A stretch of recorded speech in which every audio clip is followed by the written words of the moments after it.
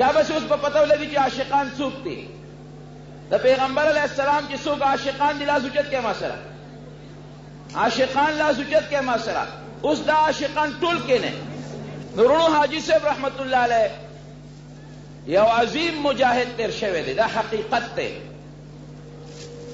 او زمونږ د علاقې د تصوف یو عظیم رهنما تیر شوی دی یو لوی پیر او د زمانه یو عظیم ولی الله تیر شوی دی حاجی صاحب رحمت الله علیه هغه شخصیت ورونو چې هغه په دې حاجی آباد کې د جمعات په ګوټ کې ناسته نه ده کړې او نه د حاجی آباد په ګوټ کې صرف د تسبو اړولو او د ذکر او اذکار سره خپل تصوف او طریقت بند ساتلی دی د دې سره سره چې حاجی صاحب رحمت الله علیه دلته کې په حاجی آباد کې د یو عظیم مرشد حیثیت لره لیکن کله چې به حاجی صاحب رحمت الله علیه ته ضرورت پیښ شو او د جهاد موقع براله نو بیا به حاجی صاحب رحمت الله علیه د کشمیر په غرونو کې هم ټوپک په لاس ولاړو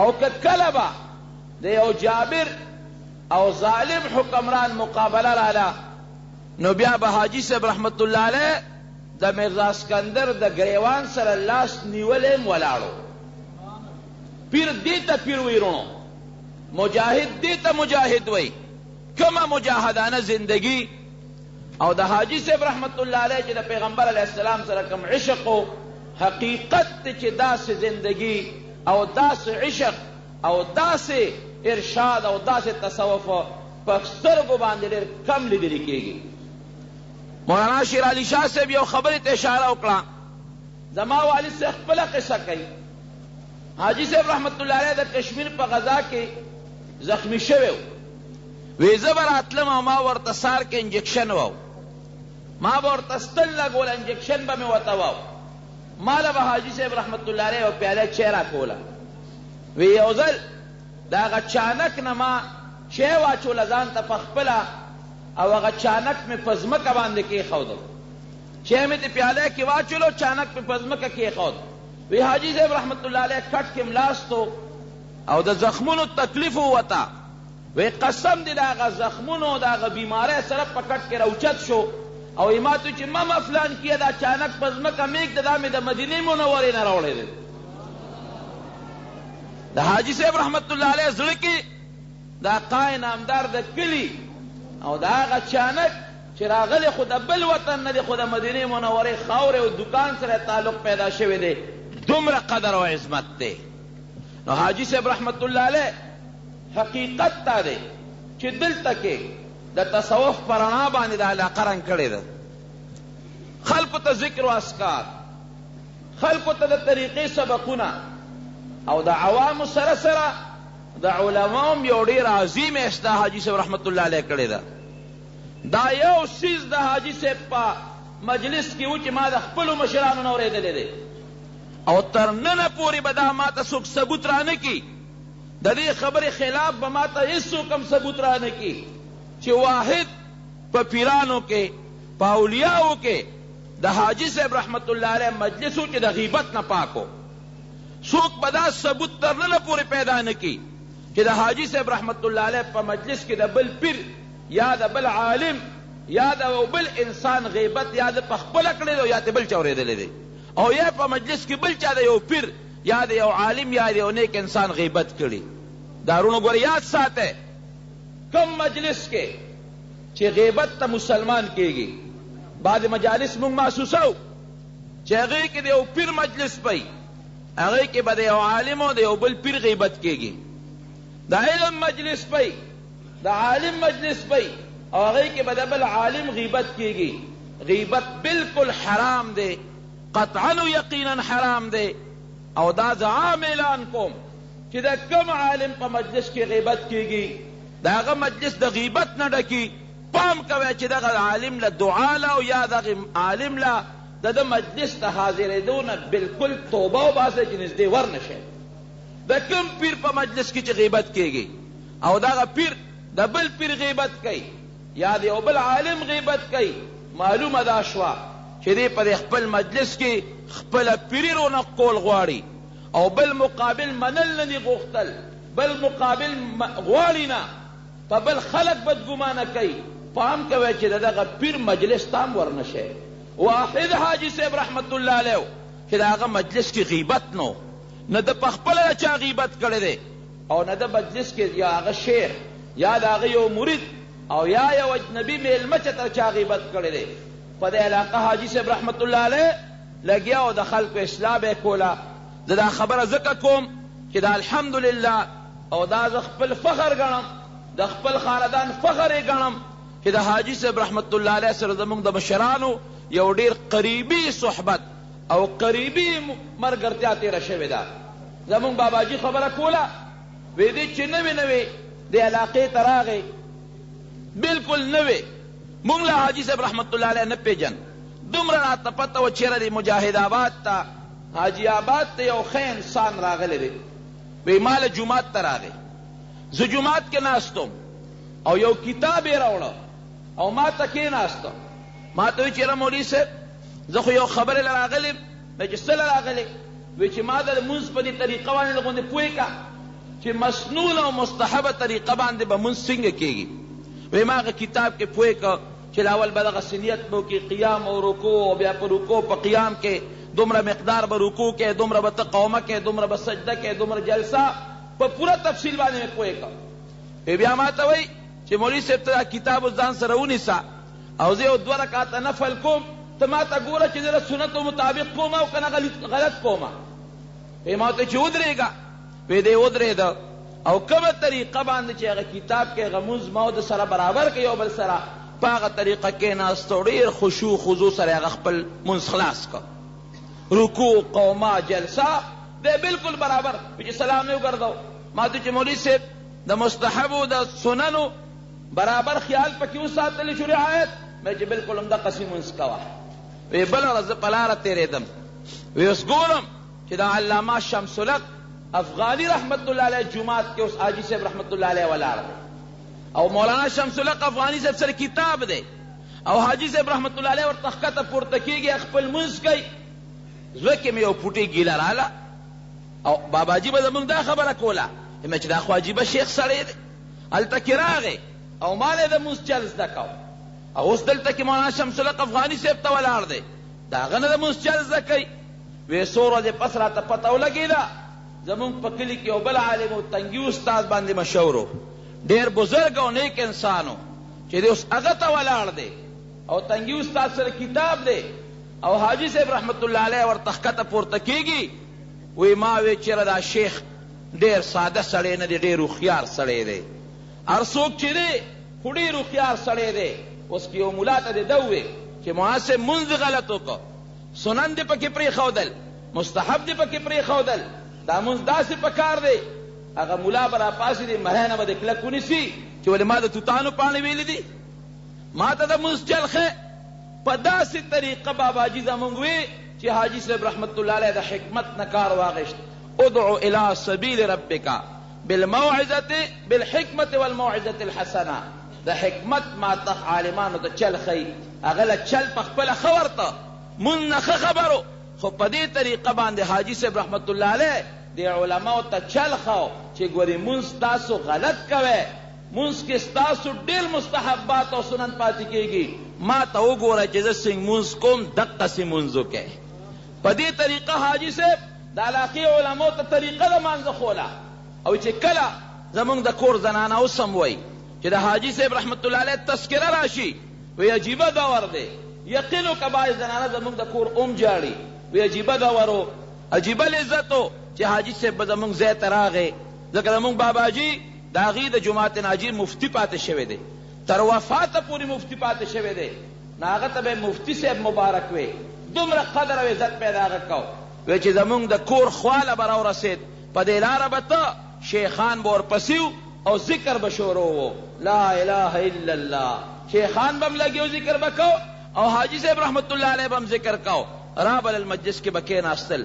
رونو دغسې پیران، دغسې صالحین، داسې باکرداره خلک الله دې زمونږ د دې وطن کې داسې باکرداره خلک پیدا کړي. قسم دې سترګې ړقو، یو خوا ګورو بل خوا ګورو، نیکان خلک یقینا شته دی، مصلحان خلک یقینا شته دی، مرشدین خلک یقینا شته دی، پاکان مجاهدین موجود دي، خو په دغه کلو صفاتو باندې موصوف شخصیت دا په سترګو ډېر کم لیدلی شروع. حاجي صاحب رحمت الله علیه یوازې ذاکر نو، مستغنی انسان و، ډېر مستغنی، دومره استغنا پکې وه چې د حد نه وتی. قسم دې که د چا هم پروا ساتله. زما والد محترم یو واقعه بیانوي چې په یو سټیج باندې حاجي صاحب رحمت الله علیه ولاړ دی او په سیاسي سټیج دی، هغې کې یو دا صفت هم چې په هر سیاسي سټیج چې کوم ځای کې به د دین خبره وه او د اسلام د نظام د نفاذ خبره به وه، هغه به بیا پارټۍ ته نه کتل، هر سټیج ته به یې ځان رسو او د هر سټیج نه هغه د عشق رسول او د اعلا د کلمت الله اعلان کړی دی. خوا که دا سټیج په یو ډاک کې ولې نه دی جوړ، خوا که دا د سړک په غاړه ولې نه دی جوړ، یو سټیج باندې حاجي صاحب رحمت الله علیه ولاړ دی، ناست دی په کرسۍ کې او د دې علاقې یو ډېر لوی شخصیت و، زه نوم ناخلم حکمتن، یو ډېر لوی شخصیت و، ډېر لوی او سیاسي سټیج دی. هغه به سګرټ څکه، سګرټ به یې وڅکه، نو یې داسې دا مخ به یې داسې که او هغه پوکې به یې د حاجي صاحب رحمت الله علیه د طرف ته پوکې د سګرټ داسې پوکه، بیا به یې سګرټ وڅکه، خلکو ته یې دا ښوله چې زه حاجي صاحب رحمت الله علیه پورې خندا کومه او د هغه بېعزتي کومه. وی حاجي صاحب رحمت الله علیه ورته مخ راواړو چې صاحبه خفه کېږم او دا سګرټ دې بند کړه. وی هغه ورته وی چې دا نیک بخت خپل کار، دا زما سګرټ دی، زما خوله ده، دا خو زه څکم. وی حاجي صاحب رحمت الله علیه ورته وی چې ګوره منت درته کوم، منت درته کوم، اپیل درته کوم چې دا سګرټ مه څکه، دا ښه خبره نه ده. او بل دې مجلس کې مونږ هم ناست شو. وی هغه خان نواب نور هم غصه شو. وی حاجي صاحب رحمت الله علیه ورته وی چې ښه نه بندې، اوس یې درته په زور یم چې بندې کا. او حاجي صاحب پاڅېده او خپله کونټۍ اوچته کا، وی بل که دا سګرټ. وی هغه لاسونه پېدل چې حاجي صاحب ته خو عجیبه ساده سړی په ټوق هم نه پوهېږي. وی وغورځوه سګرټ، سګرټ یې پرې وغورځاو. وی خپه پرې راکاږه، خپې پرې راښکنه، بیا حاجي صاحب کېناست. د خان او د نواب پروا حاجي صاحب نه ده ساتلې، یو د الله پروا ساتلې ده. مونږ چې کوم واقعات اورو، نه د پیسې لالچ دی، نه د دولت لالچ دی، نه دنیا کې د بل څیز لالچ دی. خلک وایي تصوف او تصوف او تصوف، تصوف وایي څه ته، طریقت وایي څه ته او تصوف وایي څه ته. رونو تصوف څه ته وایي؟ مولانا رشید احمد گنگوهی رحمت الله علیه فرمایي، زه به ورته حاصل ویم، وی تصوف دې ته وایي چې یو انسان هغسې مجاهده وکړي چې شریعت د ده فطرت او د ده یو فطري جذبه وګرځي، دې ته تصوف وایي. یو سړی وایي وی هلکه ما د تصوف باب کې قدم کېښود، فلان کې صوفي دی، فلان کې مرشد دی، فلان کې سړی صاحب طریقت دی. صاحب طریقت وایي څه ته؟ کوم چې شرایع دي، کم اوامر دي او د الله د طرف نه کم احکام دي او کم سنن او مستحبات دي، د خپل فطرت وګرځئ، د خپل فطري وصف وګرځئ. لکه یو سړی وږي شي او ډوډۍ ته اړه کېږي، یو سړی تږي شي او اوبو ته اړه کېږي، دقه رنګې چې د مانځه وخت راشي داسې به دې مونځ ته پریشان وي لکه تږي سړی چې اوبو ته پریشان وي. یا یو سړی په یو لاره باندې ځي، اول ته یو خطرناک ډاکو دی یا هلته کې یو خطره ده، دې ته فطرتن ځان ساتي، دقه رنګې به دې د نارواو نه هم ځان ساتي. منکرات مکروهات چې دې وویني دې به داسې دې ځان ساتي لکه یو سړی چې خپل دشمن نه ځان ساتي. فطرتن یو سړی د غل او ډاکو نه ځان ساتي، فطرتن یو سړی د مار او د لړم نه ځان ساتي. دې ته نو تصوف وایي. یو خو زمونږ خلک ذکر و اذکار تسبو سره کوي، طریقې قادریه، نقشبندیه یا سهروردیه، نورې طریقې دي، دارونو لارې دي، دا وسایل دي، دا اسباب دي د تصوف دپاره. دا یو ښه لاره ده، په دې لار باندې روان شه، خپل ذکر و اذکار کوه، خپله خوله د خدای نوم سره بلده که، نارواو نه ځان وساته، د یو نیک انسان صحبت اختیار کا، یو ښه مجلس اختیار کا، نو ستا به د شریعت احکام فطرت وګرځي، ته به بیا صاحب الطریقت وګرځې. دا خو اسباب او لارې دي. دې سره د ډېرو څیزونو ضرورت دی.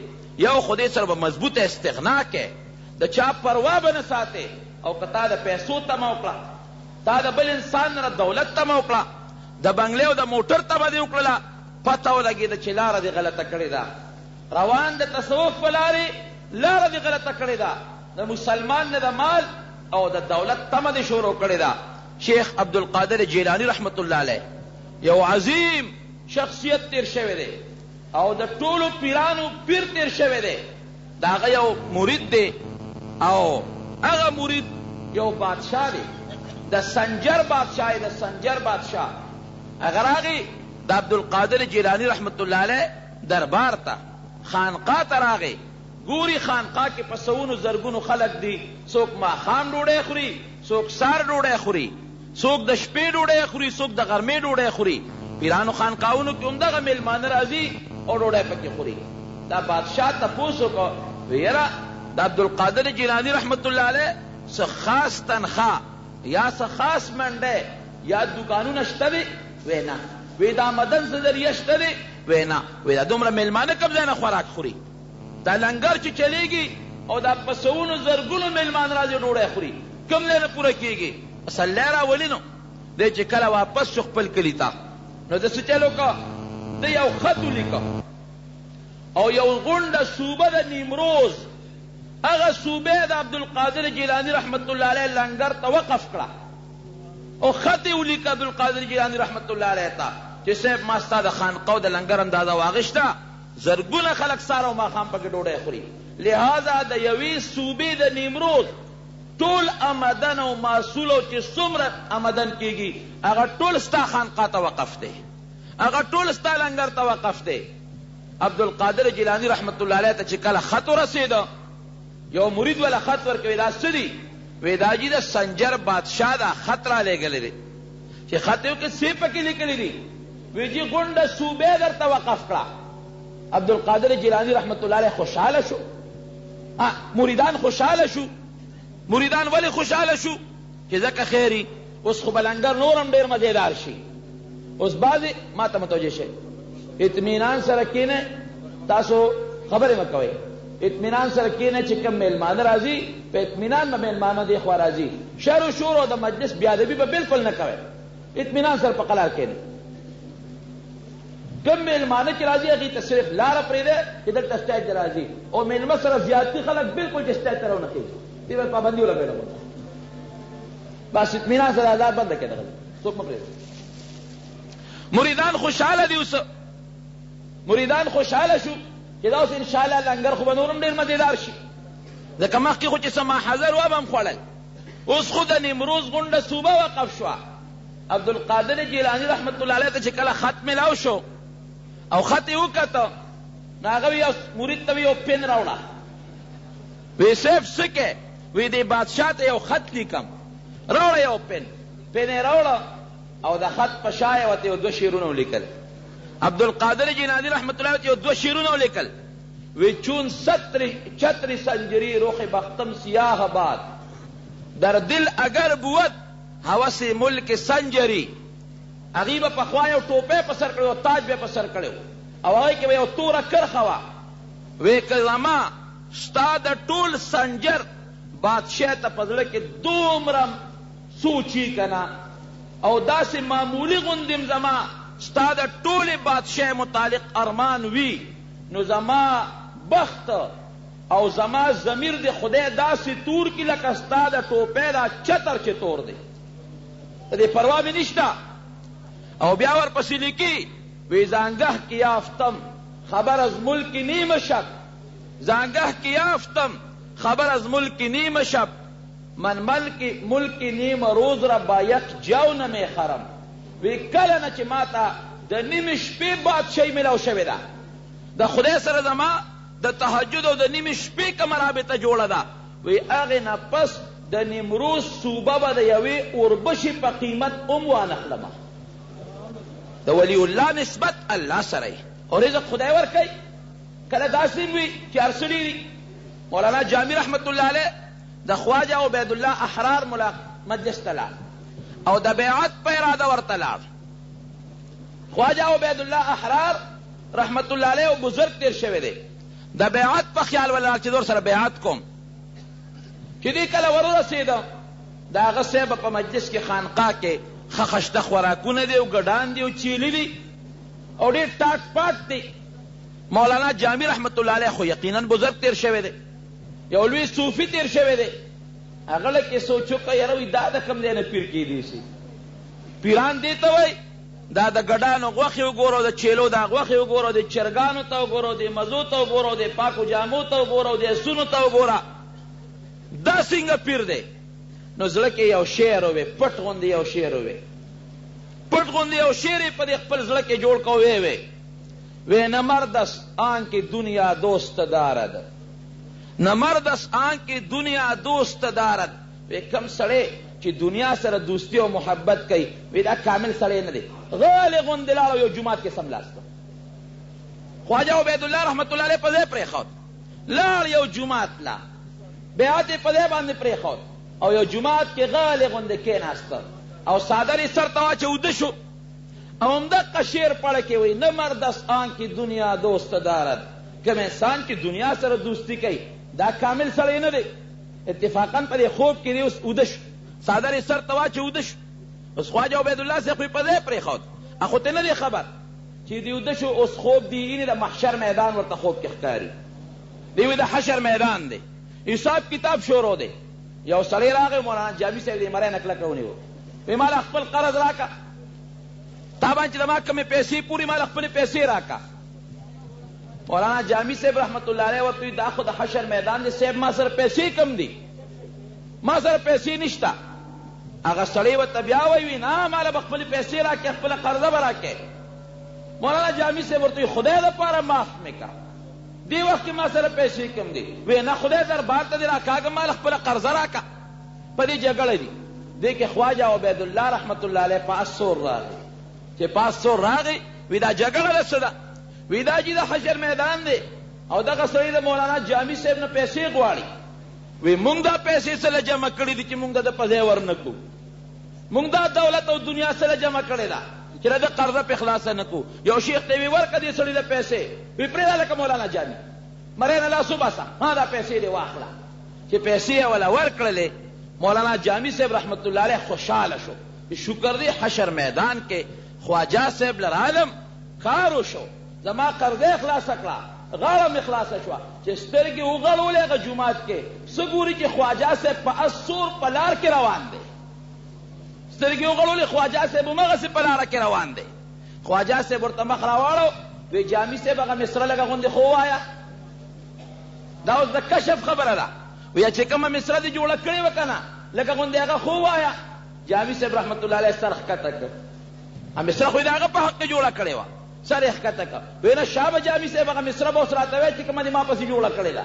جامي صاحب خو صوفي مشاعر و، وی ښه جي وبویم درته، وی وایه.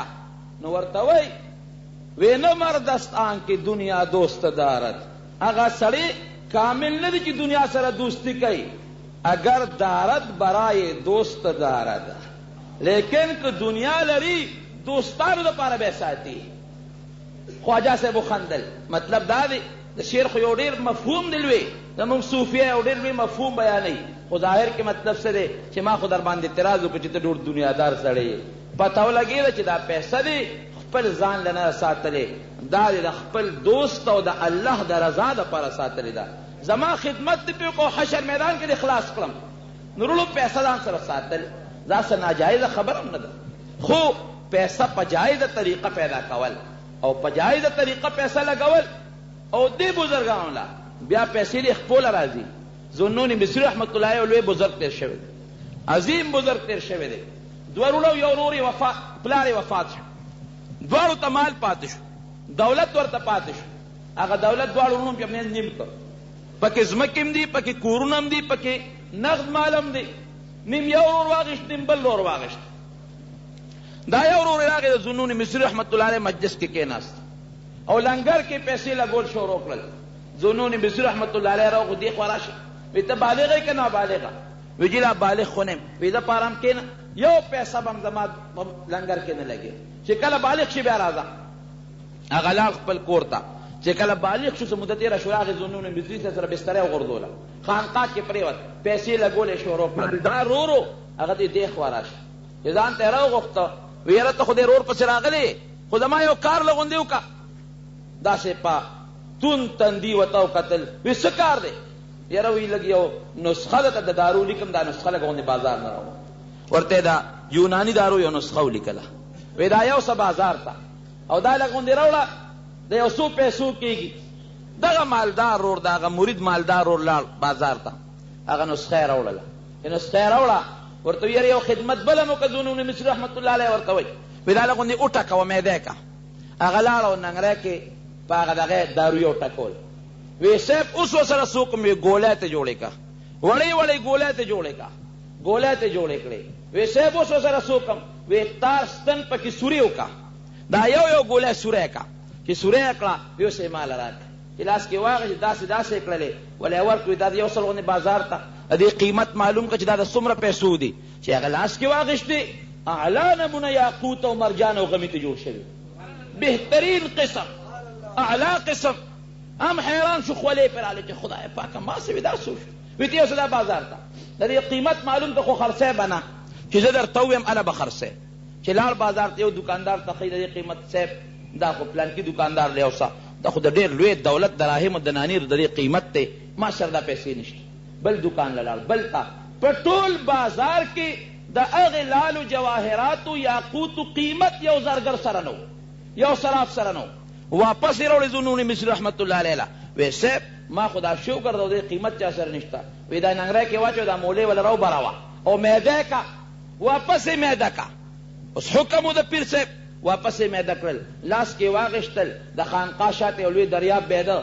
هغې ته یې ښکته وغورځولې وی مونږ که وغواړو د خدای په حکم مونږ د دې خټو نم لال یاقوت جوړولی شو مونږ که وغواړو الله زمونږ په زړه کې القا وکړي خدای مونږ له دا طاقت هم راکولی شي خو دې سیس پسې زمونږ توجه نشته دا رونو حقیقت دی مال ته چې کله تا توجه وکړه او په زړه کې دې د مال محبت او مینه پیدا شوه او مال پسې دې کوشش او طلب شروع کړه نو قسم دې مال به مخکې ته به ورپسې او چې کله دې صحیح ولایت ته توجه ورکړه او د مالدار او دې خلکو نه ځان مستغني کړه دا مال به ستا دې خپو له راځي مولانا رشید احمد گنگوهی رحمت الله جماعت کې ناست دی یو خان یو سیټ ولا اشرفی راوړي ډبلې روپۍ ورته راوړي وی صاحب دا پیسې مې درله راوړي دي وی زما حاجت دې وخت کې دې پیسو ته نشته وی صاحب په طالبانو باندې وویشه وی دا پلیت مال چې زما په لاس په طالبانو ویشي په خپله پې وویشه که نه سړی پاسېد د مجلس نه وی یاره ورېږه زما مخکې خو یې نه اخلې زه ګورم چې اوس یې اخلې که نه د مولانا صاحب پڼې پرتې وې د جومات نه بار پیزار کې هغې کې هغه روپۍ ورته واچولې او یو ګوټ کې ورته را سیټ پټ شو چې زما مخکې خو پیسې نه اخلي ودرېږه چې زه ترې پټ شم چې دا پیسې اخلي که نه اخلي مولانا رشید احمد گنگوهی رحمت الله چې بار ته راووته او پڼې پیزار کې پڼو کې منډله خپه پکې نه تله چې وی کتل پڼې د روپو ډکې دي هغه پڼې یو چتې کړې او الوړې کې وې څنډلې دا خبره رونو د کمال خبره ده وی ای پلیته دولته چې کم سړی در پسې منډې وي ته چې تختې ځان وله نه ورکې او چې کم سړی دې نه قبلوي د هغه د پیزار سلامونه کوې دا حقیقت دی رونو پیسې ته چې کم سړی توجه ټیک ده په حلاله طریقه پیسه ګټل او په حلاله طریقه پیسې لګول د دنیا زندگی او ژوند د دې نه بغیر کار نه کېږي لیکن خپل زړه کې به د دې خبرو نه استغنا پیدا کوې الله ته به توجه ورکوې ته ګوره دا پیسې به راځي ستا د دې خپو سلامونه به کوي خبره مې رونو دې پورې کوله چې حاجي صاحب رحمت الله علیه یقینا یو ډېر لوی ولی الله د زمانې تېر شوی دی یو لوی مجاهد تیر شوی دی حاجی صاحب رحمت الله علیه یو لوی مستغنی تیر شوی دی نه د پیسو تمره چا نه کړې ده نه د دولت تمره چا نه کړې ده نه د مال او د دولت تمره چا نه کړې ده او میدان د جهاد کې حاجی صاحب رحمت الله علیه یو عظیم مجاهد تیر شوی دی دا حقیقت ترونو دې زمانه کې لکه څنګه چې زمانه مخکې زمونږ محترم مشر مولانا شیر علي شاه صاحب دامت برکاتهم دې خبر ته اشارت وکړو د جهاد د دې وخت په مناسبت یو ډېر اهم ضرورت دی نن ورشه وګوره بیت المقدس ته د یهودو قبضه کې بیت المقدس راغلی دی او بیت المقدس یوازې د یهودو قبضه کې نه اوس هغه سازش شروع دی چې بیت المقدس لوټې لوټې کول شروع کېدو والا دي بلکې دې پسې به ووینئ ستا چې کم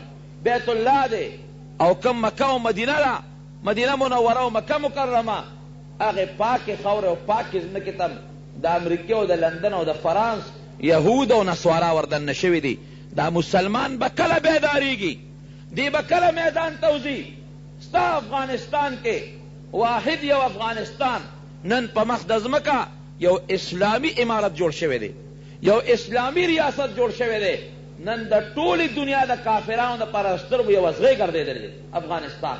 دا هغه ځای نه راځي تا باندې امداد بند، پتا معاشي پابندی دي، پتا دا پابندی دي، پتا دا پابندی دي، پتا دا پابندی دي، قسم قسم پابندی په افغانستان ولګېدلې. لیکن رونو زه خپل طرف نه او د مسلمان امت ته طرف نه د ملا محمد عمر اسلامي جذبې ته سلام کوم.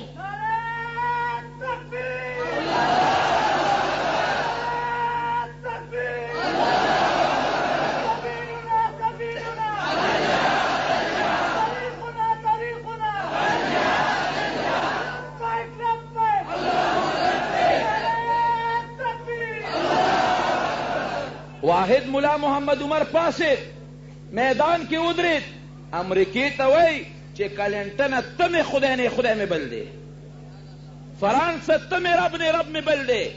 تاسو ولیدل په دې 2-3 کاله کې افغانستان کې د اوړو قطار نه دی لګېدلی او پاکستان کې سره د غلې نه د اوړو قطارونه لګېدلي دي.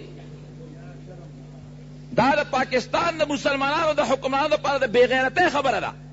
نن هغه افغانستان دی چې خپله غله پکې نشته، خپل تیل پکې نشته، خپل ذرایع پکې نشته. نن په افغانستان کې تیل د پاکستان نه ارزان دي، نن په افغانستان کې چینی د پاکستان نه ارزان دي. نن هغه افغانستان دی چې ستا حکمران ته م وایي چې زما ستا دا غله او چینی نه دي په کار، مهرباني وکړه ځان سره سنبال وساته، زما رازق او روزي نسان الله دی. خدای باندې بروسه وکړه، خدای باندې اعتماد وساته او د کلینټن او د یهودو د خپو سلام لمزه. تو ګوره چې رب العالمین ستا انتظام کوي او که نه کوي.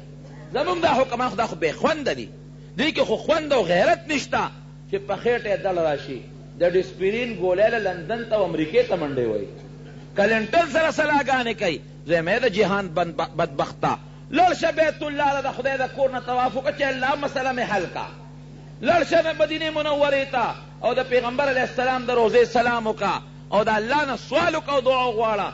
ته ګوره چې ستا مشکلات خدای حل کوي که نه حل کوي. دا یو جمدی مثال دی د افغانستان. نورونو ځای په ځای په مسلمانانو نن تبۍ شروع ده، نن تبۍ شروع ده. نن د چیکنیا مسلمانان او نن د کشمیر مظلومان ښځې او د کشمیر یتیمانان ماشومان خولې اسمان ته نیولي دي چې یا الله د دنیا مسلمان به کله ویښیږي، کله به بیداریږي، کله به زما د پلار، کله به زما د خور، کله به زما د لور د ناموس بدل اخلي. د قیامت په ورځ به د چیچنیا د مسلمان، د کشمیر د مسلمان، د افغانستان د مسلمان او زما او ستا د خدای په دربار کې پیښې کېږي. نن د چیچنیا مسلمانان وایي اخباري بیان تاسو نه دی کتلی، وی خلکه وی قیامت څه ته وایي؟ الله الله وی قیامت څه ته وایي؟ وی مونږ قیامت نه پیژنو. وی دې نه زیات قیامت به م راځي چې کوم زمونږ د پاسه پروت دی، دې نه زیاته سختي به م راځي، دې نه بل قیامت به م راځي کوم قیامت کې چې مونږ ګرفتار یو. د قیامت ورځ به د دغې مجاهدینو لاس به او زما او ستا ګریوان به، د کشمیر د مجاهدینو لاس به د هغې یتیمانانو او د هغه بې کسه او بې څوکه چې د هغې ښځو سره او د هغې د لوڼو د ناموس سره هغه بڼیا هندوان، هغه هندوان چې د مسلمان د اواز نه به په هندستان کې هغوی متیازې کولې، نن هغه هندو راپاسي او هغه صیبه ستا غیرت او ستا ایمان چلنج کوي، ستا غیرت له دیکې ورکوي. مسلمان به بیداریږي کله؟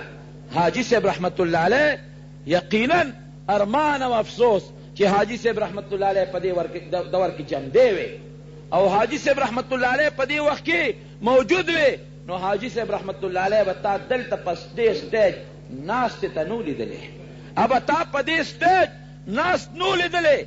حاجي صاحب به صرف د تسبو په ورد تا نو لیدلې، حاجي صاحب به صرف د جماعت ګټ کې په ناست او په اعتکاف تا نو لیدلې. دی به د کشمیر په محاذ نن جنګېده، دی به د افغانستان د طالقان په محاذ نن جنګېده، دی به د چیچنیا په محاذ د روس مقابله کې نن جنګېده، دی به د بیت المقدس د حرمت د دفاع لپاره نن د فلسطینیانو شانه بشانه جنګېده. الله دې داسې مشران او مجاهدین موږ سره پیدا کړي. مجاهدین قمقل نه دي، لیوانیان نه دي، خپل سر نه دانګي.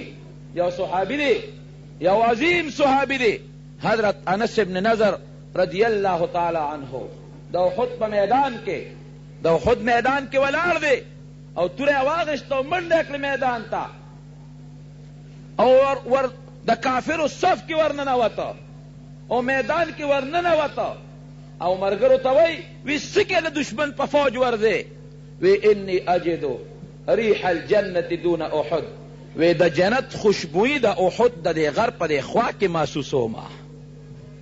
او یو بل صحابي دی حضرت عبداللہ ابن جحش رضی اللہ عنہ او حضرت سعد ابن ابی وقاص رضی اللہ عنہ.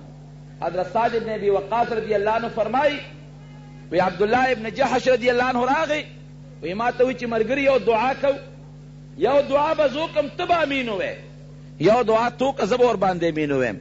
به چې خاو کا وی ما ته تو کا. سعد ابن ابی وقاص رضی اللہ عنہ فرمائی معلوم به دعا غوښتله، دعا مې وکړله، ما وی دعا باندې امین دما وای او سار له خود میدان کې جنگ کیږي، جهاد کیږي. ما وی یا الله چې سار شي چې زما مقابله د یو مضبوط کافر سره راشي، یو ډیر لوی کافری، زم په پتوره گزار کوم، دیم په ما پتوره گزار کوي، زم په کوم دیم کوي، اخره کې خدای چې ته مال بری راکې او دغه کافر نه سر وام او اخوه ته وغورځوم. عبدالله ابن جحش وی آمین. وی بیا ما ته وی چې خو زه دعا کوم، تو ورته غوږ کېږه امین پې ووایه. وی دی وی چې یا الله سار له مې د یو مضبوط کافر سره مقابله راوله، داسې مضبوط چې ډېر پهلواني چې زم پې غزار کوم، دیم را باندې غزار کوي، زیم وهم دیم یم وی، اخره کې هغه زورور شي او ما په دې مری وي او سر رانه اخوا کې او د خدای لار کې شهادت حاصل کړم. وی ما وی چې آمین. وی چې سار نه مې وکتل، قسم دی عبداللہ ابن جحش رضی اللہ عنہ وی ځان ته مې وکتل، زما دعا هم خدای قبوله کړه، مضبوط کافر خدای په لاس راکړه، سر مې ته خو غورځاو او چې ده ته مې وکتل نو دیم د یو لوی کافر سره مقابله راله، اخر کې په هغه زورور شو او دی د شهادت مقام ته ورسو. وی ما وی چې زما د دعا نه قسم دی چې زما ضرور د عبدالله ابن جحش رضی اللہ عنہ دعا دا ډیره مزیداره وه او ډیر اعلی وه. نورونو د مجاهد تمنا څه ده؟ مجاهد وای ستا د مجاهد تمنا یا غازی جوړېدل دي او یا شهید جوړېدل دي. د مرګ د سر نه او د مال نه تېرېدل دا د خدای په دربار کې ډېر لوی قیمت لري، دا ډېره لویه خبره ده. دغه حضرت سعد رضی الله تعالی عنه، حضرت سعد رضی الله عنه ګوره د مجاهد یو رکوټې خبره درته وکم. دی ولاړ د احد په میدان کې غشي ورسره دي، لیندولي لینده باندې غشي ولي، د دواړو جهانو سردار ورسره خوا کې ولاړ دی او چې کم سړی په لاره تېرېږي او چا سره بټوه کې غشي وي، حضور پاک هغه ته وي راوړه دا غشي ده ته واچوه، راوړه دا غشي ده ته واچوه. او دې چې غشي ولي نو پیغمبر علیه السلام استشراف سره نظر داسې ورته ګوري چې دا غشي په هدف لګېږي که نه لګېږي. حضرت سعد رضی الله عنه ورته وی د خدای رسوله زما نه شاته ودرېږه، ځکه څوک چې ډس کوي نو واپس ډز هم په هغه کېږي، زه غشي ولم د دشمن غشي په ما لګېږي، هسې نه چې ته رانه زخمي نه شي د خدای رسوله، زما نه شاته ودرېږه، په ما که غشي ولګي خیر دی، خو چې ته رانه زخمي نه شي. او چې ده به غشي راښکه یقین وکړه دا الفاظ په ما ډېر خواږه لګي. حضور پاک به ورته فرمایل وی ارمی یا سعدو فداک ابي و امي، اے سعد اوله زما مور پلار تا نه قربان شه. د دواړو جهانو سردار ورته وی ارمی یا سعدو فداک ابي و امي، اے سعد اوله زما مور پلار تا نه قربان شه. نو حضور پاک د خپل مور پلار قربانېدل د مجاهد نه کوي. ګورې مجاهد ته وی اوله زما مور پلار تا نه قربان شه. د جهاد یو ډېر لوی فضیلت دی او جهاد یو ډېر لوی سعادت دی او د وخت اهم ضرورت دی نن سبا جهاد. نن که جهاد زمونږ د مسلمان د زړه نه ووته د دنیا کافر در باندې لوبې به کوي. نه خو ستا د جومات جوړولو نه کافر یریږي، نه ستا د مونځ نه یریږي، نه ستا د اودس نه یریږي، نه ستا د روجې نه یریږي، نه ستا د حج نه یریږي او نه ستا د مدرسې نه یریږي، نه ستا د دعوت و تبلیغ نه یریږي. د کافر په زړه کې د کلنټن پړه کې که یره ده د اسامه نه ده ګورې، که یره ده د مجاهد نه ده ګورې. جهاد ته دهشتګردي وایي، جهاد باندې پابندي لګول غواړي. وروڼو دا یو خبر یاد وساتئ، ستاسو زمونږ دپاره د فخر خبره ده. یو وخت کې به مونږ وي روس او امریکا سره مقابل دي، دا به مو وي که نه به وي؟ یو وخت کې به مونږ وي روس او امریکا مقابل دي، جرمني او امریکا مقابل دي، او یو وخت کې به مونږ دا خبره کوله چې فرانس او امریکا مقابل دي. او نن هغه وخت راغی د جهاد د برکت نه چې مونږ وایو امریکا او طالبان مقابل دي، مونږ وایو نن امریکا او مجاهدین مقابل دي.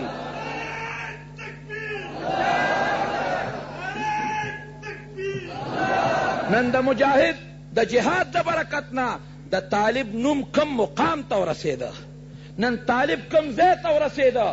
فخر دی او سلام دی د افغانستان طالبانو ته چې په مخ د ځمکه بالکل مکمل اسلامي نظام نن د افغانستان په ځمکه باندې موجود دی. دقسې جهاد مې خوښ دی چې کم جهاد پسې فوري اسلامي نظام هم را رواني، کم علاقه چې ونیولی شي په هغې د خدای او د پیغمبر د کتاب نظام هم ورپسې را روان دی. الله د کشمیر کې هم داسې وکړي او انشاءالله کېږي به هم داسې. دا هندوان به خدای ختمی، د کشمیر د دې مجاهدینو او د دې مظلومانو آه به یو ځل انشاءالله یو برکت راوړي. نن طالب یو مقام ته رونو رسېدلی دی. تاسو را طالب مجاهد طالب د هغه یو حیثیت نن په دنیا کې پیدا کړی دی. دنیا ته لړزېږي او یریږي ته دا رونو، ولې؟ دا صرف او صرف د جهاد برکت دی. الله فرمایي قرآن حکیم کې هغه کسان ان الله اشترى من المؤمنین انفسهم واموالهم بان لهم الجنه، وی زه مسلمان سره یو سودا کوم. څه سودا کوم؟ دی به نفس او مال را کوي، زه به جنت ورکوم. دی به نفس او مال را کوي، الله وی زه به جنت ورکوم. دا نفس او مال خو دیاسم د خدای، صرف تا نه اراده غواړي. یقاتلون فی سبیل الله فیقتلون ویقتلون. هغه نفس په کومه طریقه را کوي؟ د الله لار کې جهاد به کوي، میدان کې به وځي، یا به غازی جوړیږي فیقتلون ویقتلون، یا به شهدا جوړیږي.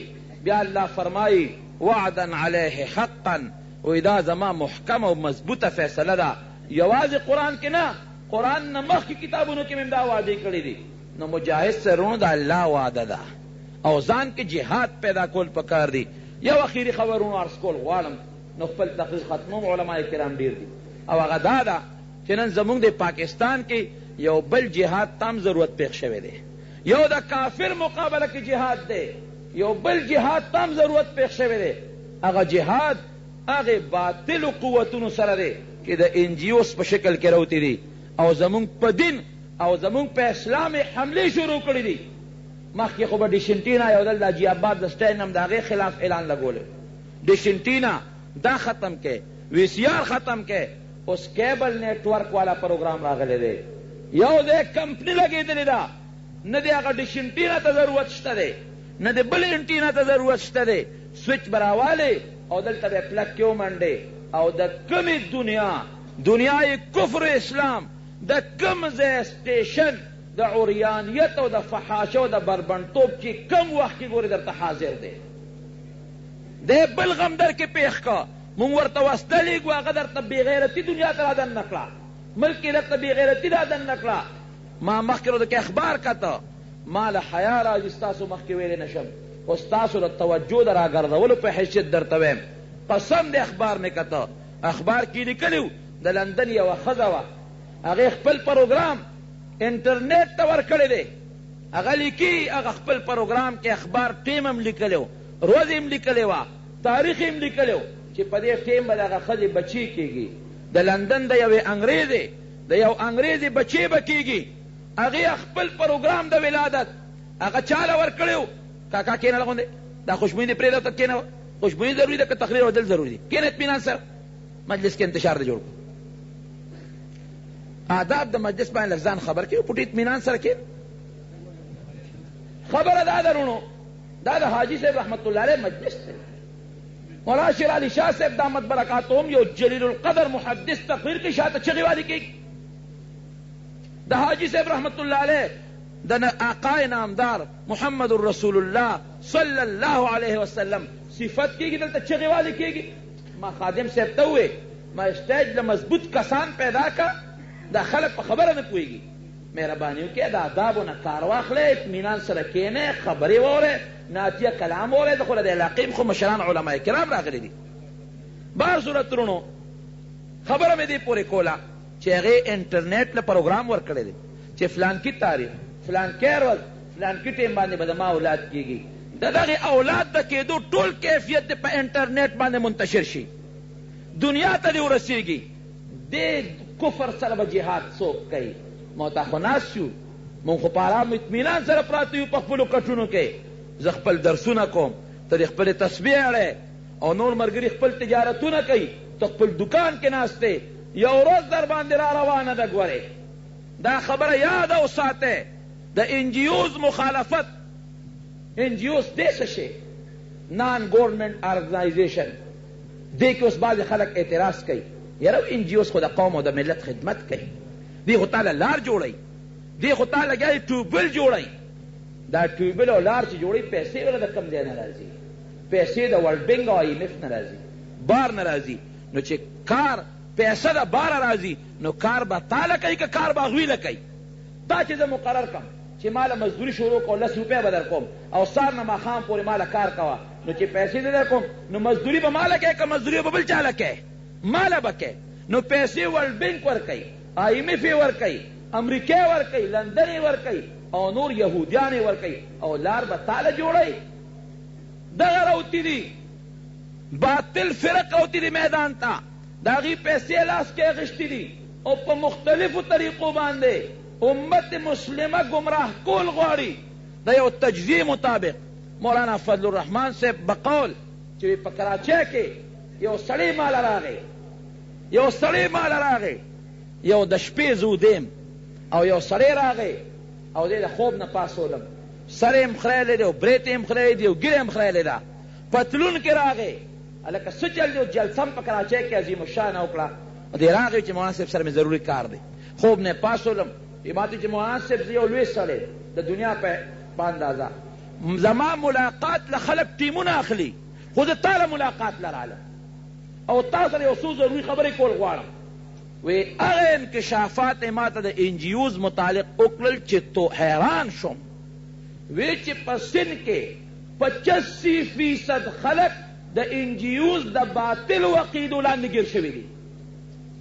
85% دیهات د سند یهودیان او عیسایان جوړ شوي دي، او پنجاب کې د نیمې نه زیات خلک په خپل لپیټ کې اخیستي دي.